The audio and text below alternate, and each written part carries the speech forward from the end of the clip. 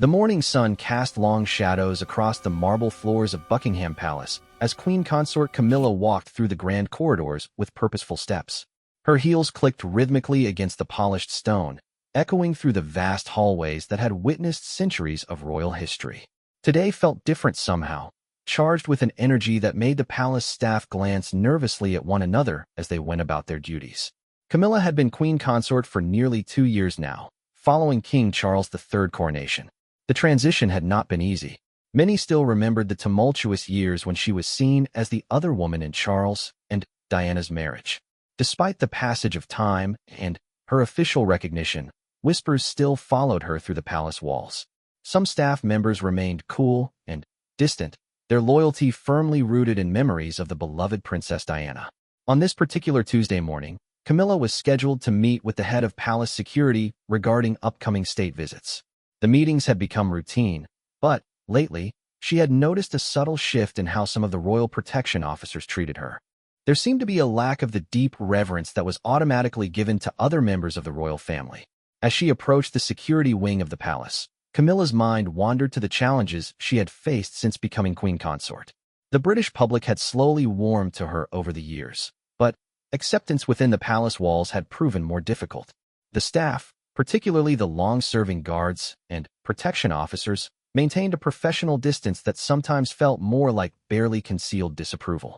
The corridor leading to the security office was lined with portraits of previous monarchs and their consorts.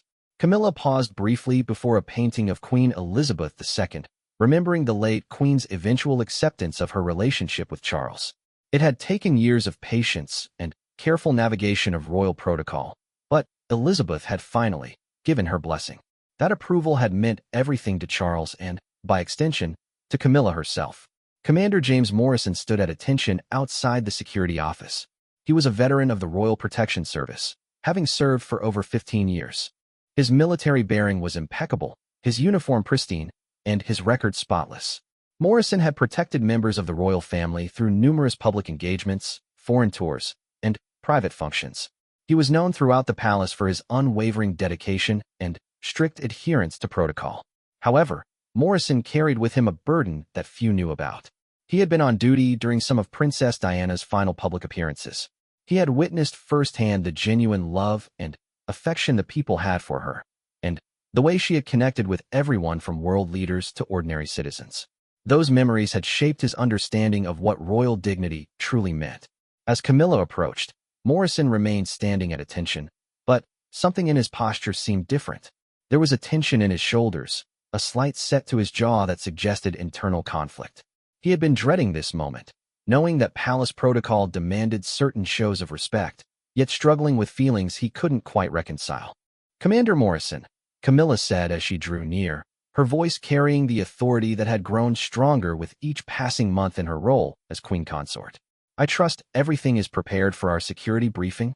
Morrison nodded crisply. "Yes, Your Majesty. The briefing documents are ready, and the security team is standing by."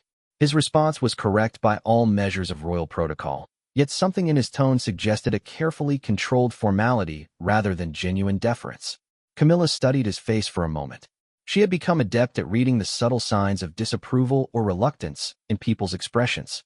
Years of public scrutiny had taught her to recognize when someone was merely going through the motions of respect rather than feeling it genuinely. "Very good," she replied, then paused. Something had been building inside her for weeks now, a frustration with the continued resistance she faced from certain quarters of the palace staff. She had tried patience, understanding, and gradual relationship building, but some barriers seemed immovable. The security briefing proceeded normally at first. Morrison presented the usual updates about upcoming events, potential security concerns, and staffing arrangements. His professionalism was unquestionable, his knowledge comprehensive, and his recommendations sound. Yet throughout the meeting, Camilla sensed that underlying tension, that subtle but unmistakable suggestion that he was performing his duty without the deeper respect that should accompany it. As the briefing concluded, Camilla made a decision that would change everything. She had spent years walking carefully around the sensitivities of palace staff, trying to earn acceptance through patience and understanding. But today, something inside her demanded a different approach. "Commander Morrison," she said, her voice taking on a tone that commanded immediate attention. "Before you go, there is something we need to address." Morrison stopped and turned back, his expression carefully neutral but alert. "I have been queen consort for nearly 2 years now," Camilla continued, standing slightly taller, her bearing taking on the full authority of her position. "I have been patient with the adjustment period that everyone needed. I have understood that change does not come easily within these walls." Morrison remained silent, but Camilla could see a flicker of something in his eyes. Was it wariness? Defiance? She couldn't be sure, but she knew she had his full attention. "However," she continued, "I am tired of feeling like I must constantly prove my worthiness of the respect that should automatically accompany my position. I am not asking for personal affection or friendship from the staff. I am demanding the proper acknowledgement of my role as queen consort." The atmosphere in the room had shifted dramatically. Morrison could sense what was coming, and every muscle in his body seemed to tense in anticipation. Years of military and royal service had taught him to read situations quickly, and he knew that this moment would define his future relationship with the queen consort. Camilla stepped closer, her eyes fixed directly on Morrison's face. "I want you to understand something very clearly, Commander. I am not simply Charles's wife who happens to live in the palace. I am the queen consort of the United Kingdom. My position demands respect, and that respect should be demonstrated appropriately." Morrison's jaw tightened almost imperceptibly. He had faced dangerous situations, protected royals from potential threats, and maintained his composure under extreme pressure. But this was different. This was about something deeper than professional duty. This was about personal convictions and loyalties that ran to his very core. "I understand your position, Your Majesty," Morrison replied carefully, his voice steady but with an undertone that suggested he was choosing his words very deliberately. Camilla sensed the resistance in his response, the carefully controlled defiance that he was trying to mask behind proper protocol.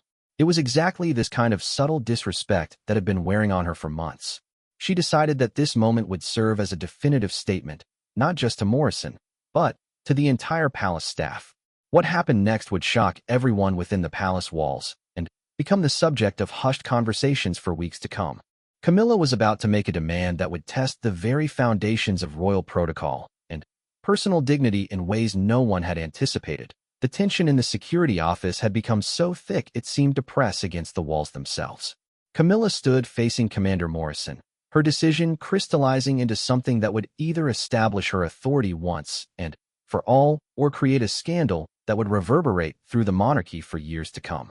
"Commander Morrison," she said, her voice dropping to a tone that carried unmistakable command, "I want you to kneel." The words hung in the air like a challenge thrown down between two opposing forces. Morrison's eyes widened slightly, the only outward sign of the shock that hit him like a physical blow. In his 15 years of royal service, he had never been asked to kneel to anyone other than the monarch during formal ceremonies. The request was unprecedented, deeply personal, and loaded with implications that went far beyond simple protocol. Morrison's mind raced through the implications of what Camilla was asking. Kneeling was not a casual gesture within the royal household. It was reserved for the most solemn and significant moments, coronations, knighthood ceremonies, or moments of profound respect and submission. For the queen consort to demand this gesture in a private security briefing was extraordinary and, some would argue, inappropriate. "Your Majesty," Morrison began carefully, his voice steady despite the internal turmoil he was experiencing. "I believe there may be some misunderstanding about appropriate protocol in this situation." Camilla's eyes flashed with something dangerous.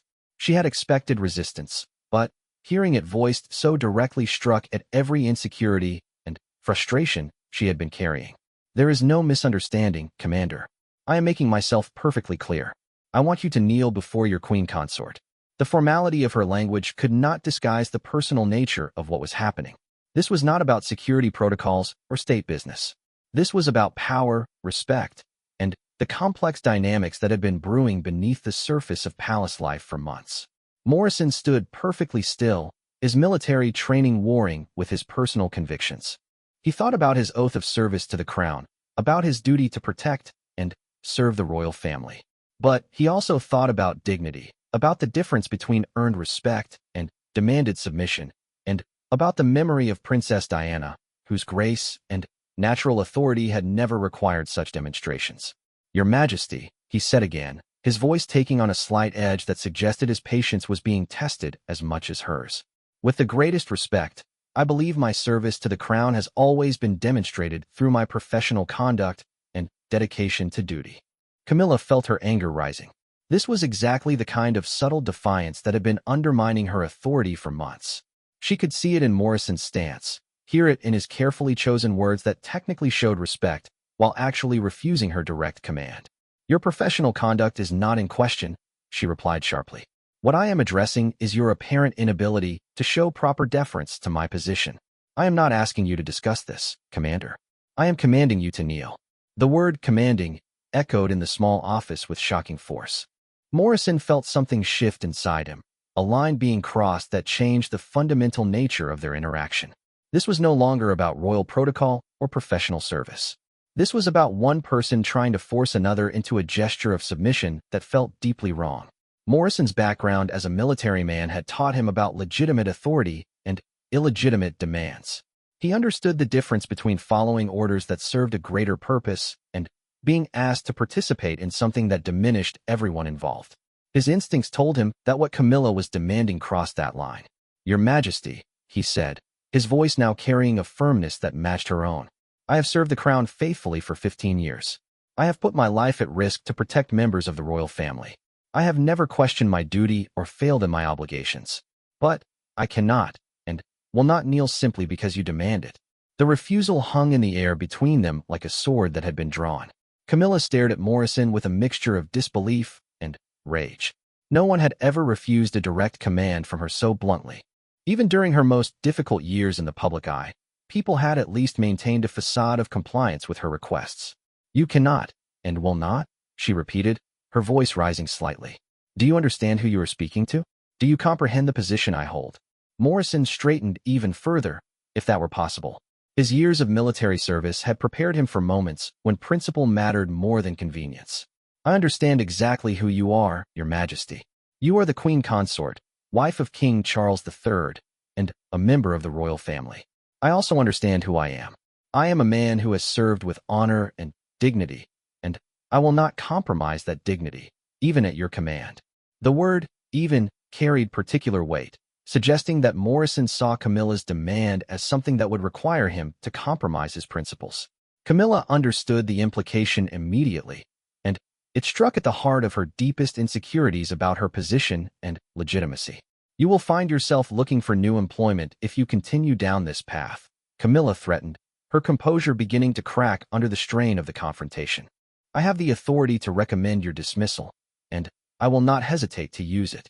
Morrison nodded slowly, as if he had expected this escalation. "That is your prerogative, Your Majesty. But I would rather lose my position than lose my self-respect. Some things cannot be commanded, regardless of the authority behind the demand." The philosophical nature of his response infuriated Camilla even more. She had not expected a lecture on dignity from a palace employee. She had expected compliance, submission, and an acknowledgement of her authority that would finally put to rest the subtle resistance she had been facing. "This is about respect for the crown," she insisted, her voice taking on a pleading quality that she immediately regretted. "This is about understanding your place in the hierarchy that has maintained order in this institution for centuries."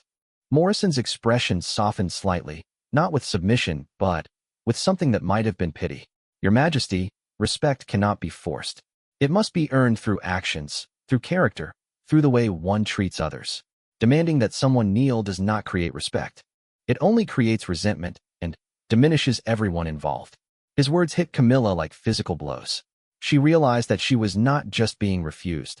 She was being lectured about the very nature of authority and respect by a man she had intended to humble.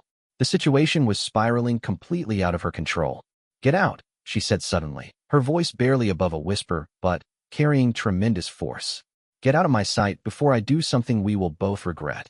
Morrison executed a perfect military salute, his movements crisp and professional despite the emotional intensity of the moment. "Your Majesty," he said formally, then turned and walked toward the door with measured steps that showed no hint of hurry or shame. As he reached the door, he paused and turned back. "For what it's worth, Your Majesty, I believe you could earn the respect you seek. But not this way. Never this way." With that, he left, closing the door quietly behind him, and leaving Camilla alone with the echoes of the most shocking confrontation in recent palace history. The security office fell into an oppressive silence after Commander Morrison's departure. Camilla stood motionless for several long minutes, her hands trembling slightly as the full weight of what had just transpired began to settle over her. She had intended to establish her authority definitively, but instead, she had been challenged, lectured, and ultimately dismissed by a palace employee who had walked away with his dignity intact while leaving hers in tatters. Outside the office, Morrison walked through the palace corridors with steady steps, though his mind was racing. Other staff members he passed noticed something different in his demeanor, a tension that seemed to radiate from him despite his controlled exterior. Palace servants had developed an acute sensitivity to the moods and conflicts of their employers, and Morrison's carefully contained energy suggested that something significant had occurred. Lady Margaret Thornfield, the palace's deputy private secretary, was reviewing correspondence in her office when she noticed Morrison passing by her window. His military bearing was as impeccable as always, but something in his expression caught her attention. Margaret had worked in various capacities within the royal household for over 20 years, and she had learned to read the subtle signs that indicated when storms were brewing beneath the polished surface of palace life. Within an hour of Morrison's departure from the security office, whispers began to circulate among the palace staff. No one knew exactly what had transpired, but the fact that Commander Morrison had been seen leaving the Queen Consort's security briefing with an unusually grim expression was enough to start speculation. The palace grapevine was notoriously efficient, and news of unusual incidents traveled quickly through the network of servants, secretaries, and officials who kept the royal household functioning. James Fletcher, the palace butler who had served during the final years of Queen Elizabeth II's reign, was among the first to hear the rumors. Fletcher had witnessed many conflicts and controversies during his long service, but something about the whispers surrounding Morrison's meeting with Camilla struck him as particularly significant. He decided to seek out Morrison directly, finding him in the staff break room during what should have been a routine coffee break. "James," Fletcher said quietly, settling into a chair across from Morrison. "Word is that your meeting with the Queen Consort was somewhat eventful." Morrison looked up from the untouched cup of coffee that had been sitting in front of him for 20 minutes. His usually composed expression showed signs of strain, and Fletcher could see the internal conflict written across his features. "I cannot discuss the details of my interactions with members of the royal family," Morrison replied formally, but his tone carried an undercurrent of something that Fletcher immediately recognized as profound disturbance. Fletcher nodded understandingly. "Of course not. But if something has occurred that might affect the stability or reputation of the household, there are people who need to know." Discreetly, of course. Morrison was quiet for a long moment, weighing his options. His military training emphasized loyalty and discretion, but his conscience was troubled by what had transpired. He had never been placed in a position where his duty to the crown conflicted so directly with his personal principles. "What would you do?" Morrison asked carefully, "if you were asked to compromise your dignity in a way that felt fundamentally wrong, but the request came from someone in a position of authority?" Fletcher's eyes widened slightly. In 20 years of palace service, he had rarely heard such a direct admission of conflict from someone in Morrison's position. "I would hope that I would have the courage to stand by my principles, regardless of the consequences," he replied. Morrison nodded slowly. "Even if those consequences might include losing your position?" "Especially then," Fletcher said firmly. "Because once you lose your self-respect, no position is worth having." Their conversation was interrupted by the arrival of Sarah Williams, one of the Queen Consort's personal assistants. Sarah appeared flustered and unusually agitated, her normally perfect composure showing cracks that immediately caught Fletcher's attention. "Has either of you seen Dr. Peterson?" Sarah asked, referring to the palace's chief physician. "The Queen Consort has requested his immediate attendance." Morrison and Fletcher exchanged glances. Dr. Peterson was typically called only for medical emergencies or health concerns.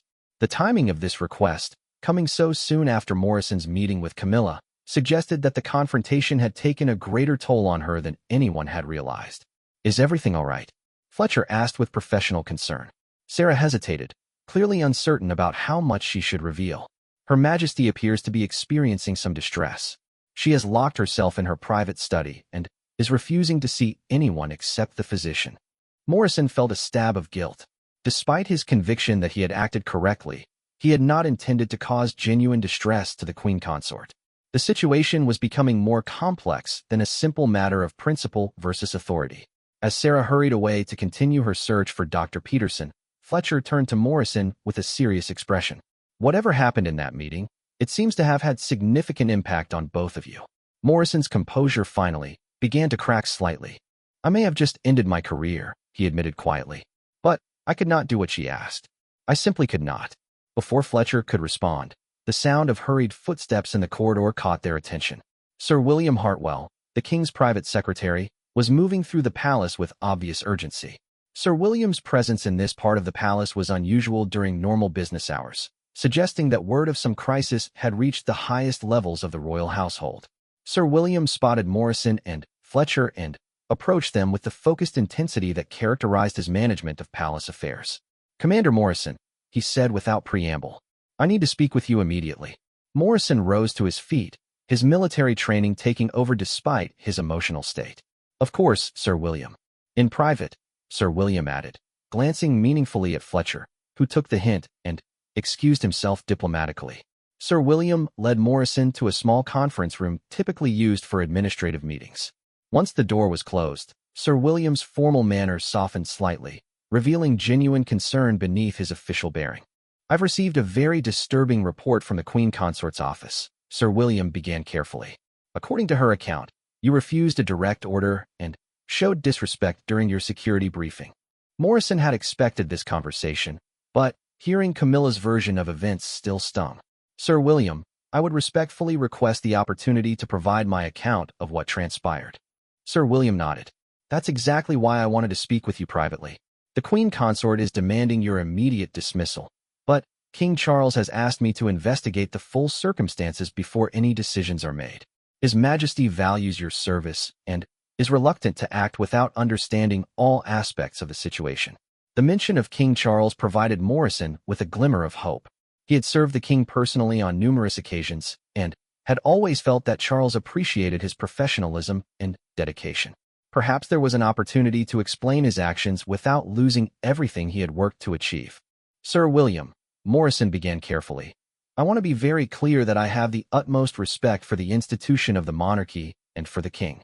What transpired today was not about defying legitimate authority, but about maintaining personal dignity in the face of a request that I felt was inappropriate." Sir William leaned forward, his expression indicating that he was prepared to listen carefully to Morrison's account.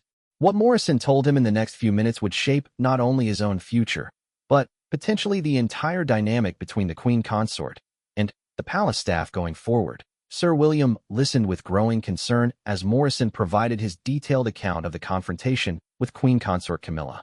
The veteran administrator had managed countless palace crises during his career, but this situation presented unique challenges that went to the heart of royal protocol and personal dignity. As Morrison concluded his explanation, Sir William sat back in his chair, clearly weighing the complex implications of what he had heard. "Commander Morrison," Sir William said finally, "I want you to understand that your account differs significantly from what the Queen Consort has reported. According to her, you showed deliberate disrespect and insubordination when asked to demonstrate proper deference to her position." Morrison had expected this discrepancy, but hearing it confirmed still troubled him deeply. "Sir William, I can only tell you what actually occurred and why I responded as I did. I understand that my refusal to kneel may be interpreted as insubordination, but I believed then and believe now that such a demand was inappropriate and beyond the scope of normal royal protocol." Sir William nodded thoughtfully. He had been involved in royal service long enough to understand the delicate balance between authority and respect that governed palace relationships. The request to kneel was indeed unusual, particularly in a private setting and without any ceremonial or official context to justify it. "The king will need to be informed about this situation," Sir William said carefully. "Given the seriousness of the allegations from both sides, His Majesty will want to understand the full circumstances before making any decisions about your future with the Royal Protection Service." Morrison felt his stomach tighten. The prospect of explaining his actions to King Charles was both hopeful and terrifying. On one hand, Charles had always treated him with respect and appreciation for his service. On the other hand, defending his refusal to comply with his wife's demands would put the king in an impossible position. Meanwhile, in her private study, Queen Consort Camilla was experiencing the aftermath of the confrontation with an intensity that surprised even her. Dr. Peterson had arrived and conducted a brief examination, determining that her distress was emotional rather than medical, but recommending rest and privacy to allow her to process what had occurred. The physician's visit had not gone unnoticed by the palace staff. Word spread quickly that the queen consort was experiencing some form of crisis, though the specific details remained unknown to most. The atmosphere throughout the palace became increasingly tense as servants and officials sensed that something significant was brewing beneath the surface of normal operations. Lady Margaret Thornfield found herself in the unusual position of trying to manage the growing speculation while having no clear information about what had actually transpired. As Deputy Private Secretary, she was responsible for maintaining smooth operations and preventing rumors from spiraling out of control. However, the complete lack of official information was making her job nearly impossible. Margaret decided to approach Sir William directly, finding him just as he concluded his private meeting with Morrison. The grave expressions on both men's faces confirmed her suspicions that the situation was indeed serious. "Sir William," Margaret said quietly, "I'm receiving inquiries from various departments about unusual activity today. The staff are beginning to speculate, and I need some guidance about how to manage the situation." Sir William considered his options carefully. Too much information could fuel gossip and damage reputations, while too little could allow speculation to fill the void with potentially more harmful rumors. "Please inform the senior staff that there was a disagreement regarding protocol during a routine meeting," Sir William said diplomatically. "Emphasize that the matter is being handled appropriately through official channels, and that normal operations should continue without disruption." Margaret nodded, understanding that this vague explanation was designed to acknowledge the situation without providing details that could be misconstrued or spread inappropriately. However, she also recognized that such a careful response suggested the matter was indeed quite serious. As the afternoon progressed, King Charles returned to the palace from an official engagement in London. His private secretary immediately briefed him on the developing situation, presenting both Camilla's account of deliberate insubordination and Morrison's explanation of his refusal to participate in what he considered an inappropriate demand. Charles listened with growing unease. The marriage to Camilla had already required careful navigation of public opinion and institutional relationships. A conflict between his wife and respected palace staff could create exactly the kind of internal discord that the monarchy could ill afford. The king's first instinct was to meet with Camilla to understand her perspective more fully. He found her in her study, still visibly shaken by the morning's events, but also displaying the anger that had driven her to demand Morrison's dismissal. "Charles," she began immediately upon his arrival, "I need you to understand what happened today. That man deliberately humiliated me and showed complete disrespect for my position. I cannot and will not tolerate such treatment from palace staff." Charles settled into a chair across from his wife, his expression careful and attentive. "Tell me exactly what occurred," he said gently. Camilla recounted her version of events, emphasizing Morrison's refusal to follow her direct command and his apparent lack of proper deference to her authority as queen consort. As she spoke, Charles could hear both her genuine hurt and her deep-seated frustration with the ongoing challenges she faced in establishing her position within the palace hierarchy. "I asked him to kneel as a demonstration of proper respect," Camilla explained. "It was not an unreasonable request given my position. Every member of the royal family receives such demonstrations of deference when appropriate. But he refused outright, and then had the audacity to lecture me about dignity and respect." Charles felt the weight of the impossible position he was being placed in. He could understand Camilla's desire to establish her authority definitively, especially given the resistance she continued to face from some quarters. However, he also knew Morrison to be a man of integrity whose service had been exemplary throughout his career. Did Morrison explain his reasons for refusing? Charles asked carefully. Camilla's expression hardened. He claimed that kneeling would compromise his dignity, and that respect cannot be commanded. He essentially told me that my authority as queen consort was insufficient to warrant such a gesture. Charles considered this response thoughtfully. He understood both perspectives, but he was beginning to suspect that the situation was more nuanced than either party was fully acknowledging. The request to kneel was indeed unusual, and Morrison's response, while technically insubordinate, suggested genuine principle rather than mere defiance. "I need to speak with Morrison myself," Charles said finally. Before any decisions are made about his future, I want to understand his perspective directly. Camilla's face flushed with renewed anger. Charles, this is not a matter for negotiation or mediation. An employee of this household deliberately refused a direct order from his queen consort. If you do not support me in this, it will send a message to every staff member that my authority can be questioned with impunity. The conversation that followed would determine not only Morrison's fate, but the future dynamic between the queen consort and the palace establishment. Charles found himself caught between his duty as a husband to support Camilla and his responsibility as king to ensure that justice and proper judgment guided palace operations. The decision he made would have far-reaching consequences for everyone involved. King Charles spent a restless evening considering the unprecedented situation that had developed within his own household. The conflict between Camilla and Commander Morrison represented more than a simple disciplinary matter. It touched on fundamental questions about authority, respect, and the delicate balance that maintained harmony within the royal establishment. After consulting with his most trusted advisors, Charles decided that the only path forward was to meet with Morrison personally before making any final decisions. The meeting was arranged for early the following morning in the king's private study, a room that had witnessed countless important decisions throughout British history. Morrison arrived precisely on time, his uniform immaculate despite the obvious stress he was experiencing. Charles greeted him with the same courtesy he had always shown, but both men understood that this conversation would be unlike any they had shared before. Commander Morrison, Charles began, settling into his chair with the weight of centuries of royal tradition behind him. I find myself in a most unusual position. I have heard two very different accounts of what transpired yesterday, and I need to understand the truth before proceeding. Morrison stood at attention, his military bearing perfect despite the emotional turmoil he was experiencing. Your Majesty, I want to begin by expressing my deepest regret that this situation has occurred. My intention was never to create conflict or to disrespect the institution that I have served faithfully for 15 years. Charles gestured for Morrison to sit, a gesture that immediately changed the tone of their interaction from formal to more personal. Please, tell me in your own words what happened yesterday. Morrison recounted the events carefully, explaining the context that had led to Camilla's demand and his reasons for refusing to comply. As he spoke, Charles could hear the genuine struggle in Morrison's voice, the conflict between his loyalty to the crown and his personal principles that had ultimately led to his decision. I understand that my refusal may be seen as insubordination, Morrison concluded. But I truly believe that what the queen consort was asking would compromise not only my dignity, but ultimately the dignity of her own position.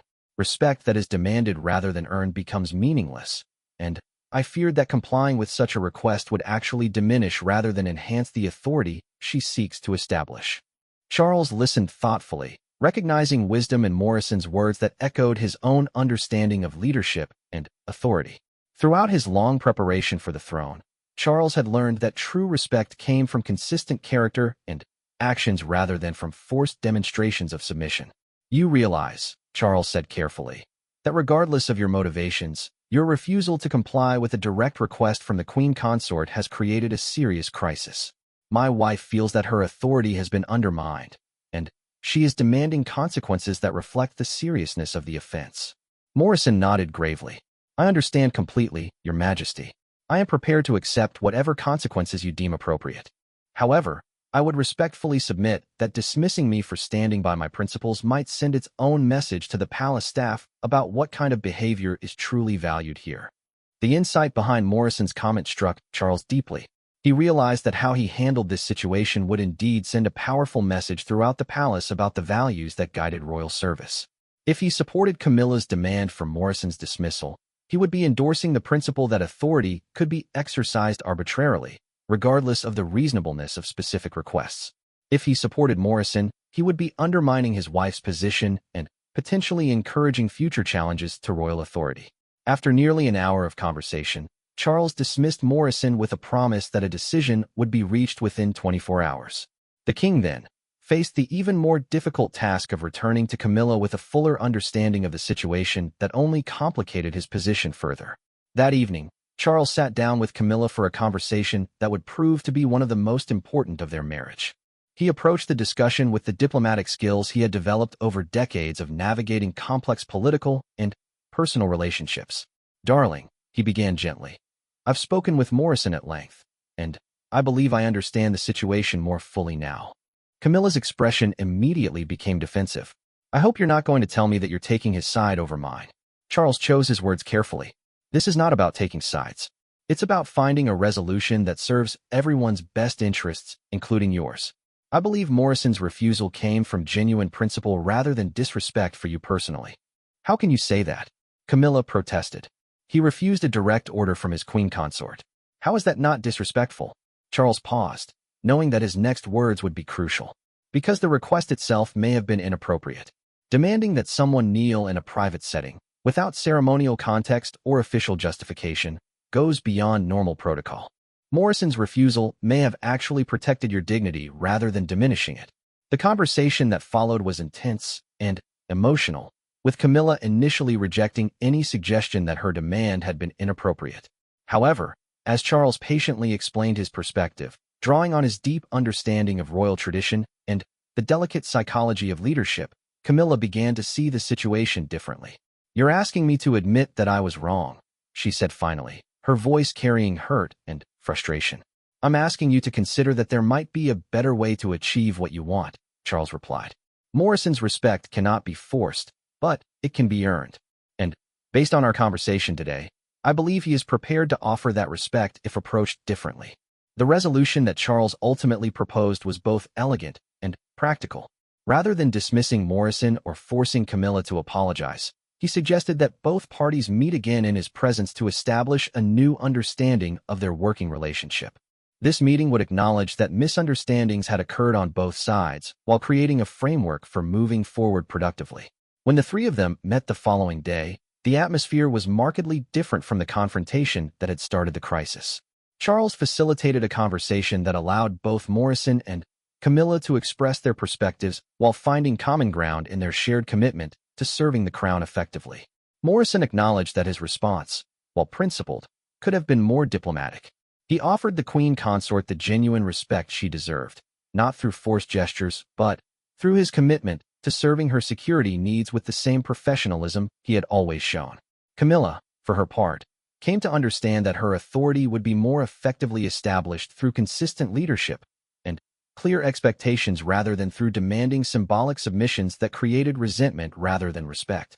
The resolution surprised everyone in the palace who had expected either Morrison's dismissal or a prolonged conflict. Instead, the crisis became an opportunity for growth and better understanding. Word spread quickly that the king had handled the situation with wisdom and fairness, earning respect from both staff and family members. In the months that followed, the relationship between Camilla and Morrison evolved into one of mutual professional respect. Morrison's principled stand, rather than undermining the queen consort's authority, ultimately strengthened it by demonstrating that her position could withstand challenges and emerge stronger through fair resolution. The incident became a defining moment for Camilla's tenure as queen consort, marking the point where she learned that true authority comes not from demanding submission but from earning respect through character, fairness, and understanding.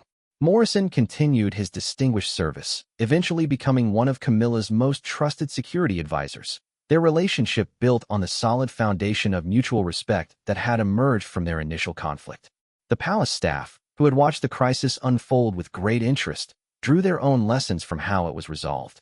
They learned that principles could be maintained without destroying relationships, that authority could be questioned respectfully when conscience demanded it, and that wise leadership could transform conflicts into opportunities for growth and better understanding. Years later, both Morrison and Camilla would look back on that confrontation as a pivotal moment in their respective journeys. For Morrison, it confirmed that standing by his principles, even at great personal risk, had been the right choice. For Camilla, it marked the beginning of her evolution into a queen consort who commanded respect through her character rather than demanding it through her position. The incident that could have destroyed careers and relationships instead became a foundation for stronger, more authentic leadership that served the monarchy well for years to come.